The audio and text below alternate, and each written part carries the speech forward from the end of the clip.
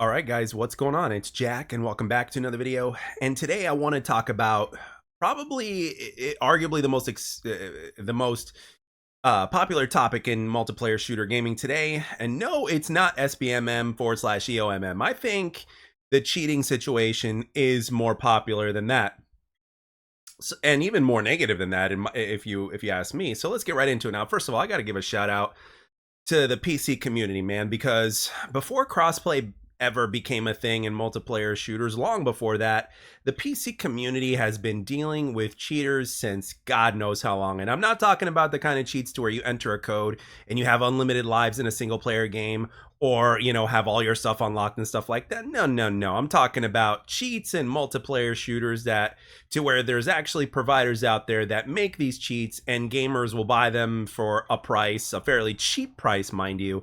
And developers out there developers of games have to actually make an anti-cheat that combats the cheating system in order to try to keep the game as clean as possible. And it seems that over the years, nobody's really done anything about this sort of issue other than to ban players. And most of the time, if not all the time, they're not like perma bans, they're not console bans, they're not IP bans. They are just the kind of bans that stop people, and then all of a sudden all they have to do is create a new account, and there we go again, right? I mean, how many hundreds of thousands of players, if not millions of players over the years, between Call of Duty and a whole bunch of other games out there, right, have banned like so many players. I'm going to try to find the link of the video after I'm done with this commentary, and I'm going to post it down in the comment section below, or either in the comment section or in the description down below, to where you guys can watch. And I saw a very sophisticated video the better part of a year ago, and there was a discussion had with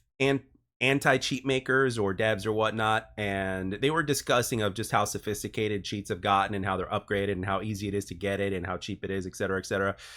And they were discussing on ways to how they could possibly combat this to the point to where it won't even be a problem anymore. But one of the big questions that was asked in that sort of video was about how many cheaters do they, with their experience and from what they've seen and stuff like that, how many cheaters roughly from a percentage basis, in any multiplayer shooter whatsoever, how many people are cheating or so? And the number that was given was about 30%. Which is a crazy number if you come to think about it. Because like when you look at, for instance, a game like X Defiant that had released with like within a few weeks, the game had at one point 11 million unique players. 30% of that is just like an insane number, man. You're talking over 3 million of those 11 million players. That's a big chunk. And I'm starting to wonder, maybe they're not necessary, maybe they're not going after these cheaters in a way that they should, because it is such a significant part of the player base to where it's necessary to have these people. Because I mean, they won't play unless they cheat. So it's like, you take the cheats away, they won't play or whatever, right? I mean, at least that's what I'm assuming the case is, or that's what I'm assuming that they're assuming that the case is. So therefore, they don't go after them, or they just try to develop an anti-cheat, and then that's pretty much it, right? I mean, I don't know. Again, I could be wrong about that, but again, I can't put words in anybody's mouth. But that's just my thought process. I'm trying to figure this thing out here, and I mean, and the question is, what can we do, and how come? Like, obviously, gaming is something to be taken seriously nowadays, especially in the year 2024, and it's something that back during 20 years ago, there was a little game that came out called Halo 2, and when Halo 2 came out, which was the same time that Xbox Live came out. I was there. I was like 19, 20 years old, and I was there when it happened, and it was very impactful. And you started seeing people from all walks of life like get exposed in terms of their love of video games. And it started obviously with Halo 1, but it was done at home because there was no online. People were having LAN parties in their houses and stuff, and system linking their Xboxes through Ethernet cables. And then fast forward a few years later, when Halo 2 comes out, like, you see people from all walks of life that are not just your quote unquote typical gamer in terms of what people perceive as a typical gamer. You're talking about people that are, athletes. You're talking about people that have, successful paying jobs, like really high paying jobs or whatnot. People that you wouldn't expect being gamers. All of a sudden, you saw these people at a GameStop or an EB Games back in the day or whatever, picking up a copy of Halo 2. Because that's what they do, and they enjoyed it, and all that kind of stuff. And they didn't give a damn. So it was like, holy crap. I mean, I remember being 19 years old and seeing that, and I was like, holy crap. So I mean, when that game came out, okay, it changed everything, right? So now, uh, they when you look at it like that, gaming should be taken seriously, right? But to this day, I mean, hell, Halo 2 even broke Spider-Man 2's records, and Spider-Man 2 was like the biggest movie back then in 2004, and it's still one of the best Marvel movies ever made to this day, in my opinion. This was before the Marvel Cinematic Universe. Spider-Man 2 was amazing, and if you're around my age, you know exactly what I'm talking about and the impact that that movie had. Halo 2 broke Spider-Man's records in terms of box office numbers in 24 hours, which like got the it took the whole world by storm, right? So it's like video games are serious business. So therefore, if they're serious business, then why haven't we taken them so seriously like we do everything else? Like, here's what I want to ask you guys, right? You guys have been very gracious in the comment section. You guys have been very giving with your time and your effort in the comment section, as well as your, perspectives. And one of the things I want to ask you guys is, should gaming, should cheating in multiplayer shooters be illegal? And that's another thing. How come these guys haven't, like, how come the creators of the game itself, right? How come they haven't gone after the guys or sent a cease and desist to these cheaters? Now, there have been a couple of them that have received cease and desist, but how come there are other ones out there to where cheating is still prevalent to where they have not received a cease and desist? That's the big question that I have, right? And it's a problem, and it's becoming very sophisticated. I mean, hell, like even when it comes to GameStop, they're selling Cronuses that, for like $100 or some shit like that. I remember one time searching on Amazon just to see if it was true that it was on back order, and lo and behold, you couldn't get one on Amazon because there were so many ordered, and there was like a wait until you could order it again or some shit. I mean, it was insane. So it's like it is so popular, like ridiculously popular, and I think that that's part of the problem. But despite that, I mean, I think we need to keep uh these streets and multiplayer shooters clean, in my opinion. I mean, do you guys think that cheating in multiplayer shooters should be made illegal somehow, or to where there should be some sort of consequence for cheating if you get caught?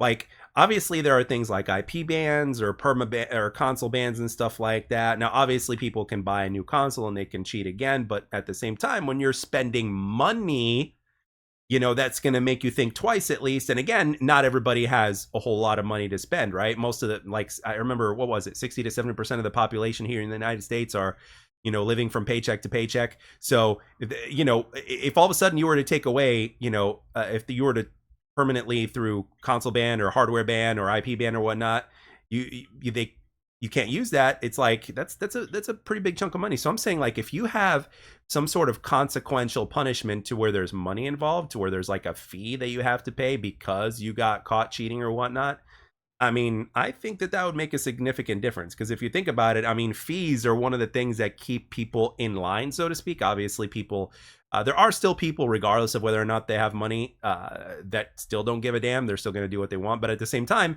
it does make a difference. There are people out there. I mean, hell, I see people that actually do have money at the same time, and they don't even want to give up $10, like whether it's a fee or whether it's to like help somebody out or whatnot. I mean, these guys make hundreds and thousands of dollars a year, and they won't give a couple of bucks to help somebody out, for instance. I'm just giving you an example here.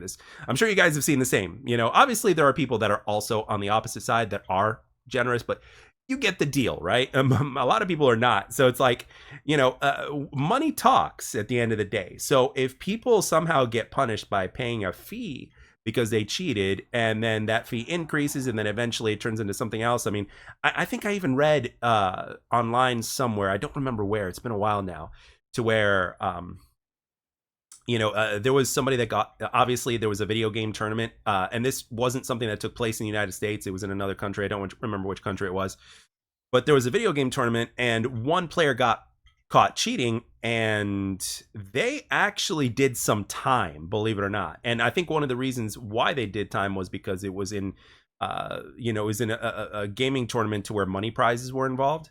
So again, this just goes to show you, because of it being money, I think this is part of the reason why this person did time.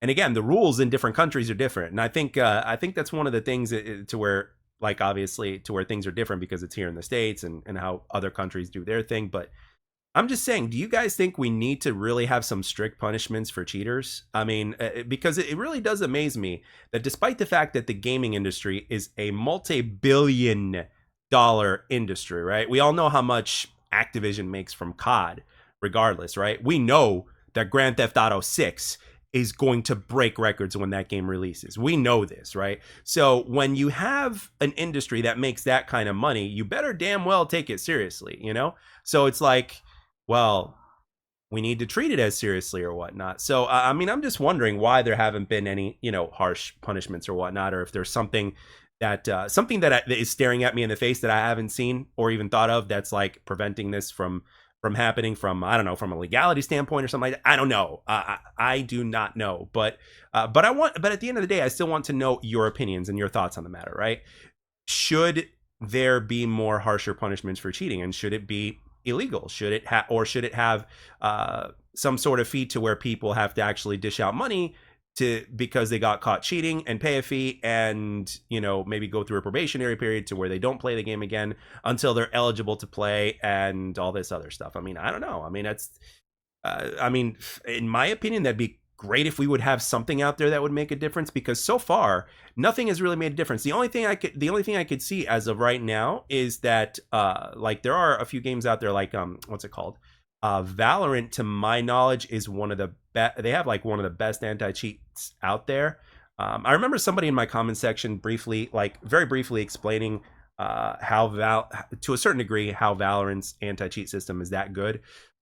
So it's like, how come other games out there don't have that kind of level of anti-cheat or something like that? I don't remember specifics of what this person had told me in the comment section, but I figured I might as well just mention here while I was at it. So with that being said, I would like to know your opinion down below, because I mean, again, like I said, this is a multi-billion-dollar industry, and I think it needs to be taken a little bit more seriously. But if there's something that I haven't mentioned that's staring at me in the face, please, by all means, let me know in the comments section below. So I personally can't wait to hear what you guys have to say, or to read what you guys have to say in the comment section. I think this is a big deal. I think this is one of the more popular subjects in gaming, in multiplayer shooters specifically, that needs to be addressed better or whatnot, because it really is something that ruins the experience for everybody. And we're not just talking about the good players that don't cheat, but we're also talking about the players that are beginners and super casual that don't cheat, or can't even spot cheaters, or don't even know that there are cheats, or how sophisticated they are and all that stuff.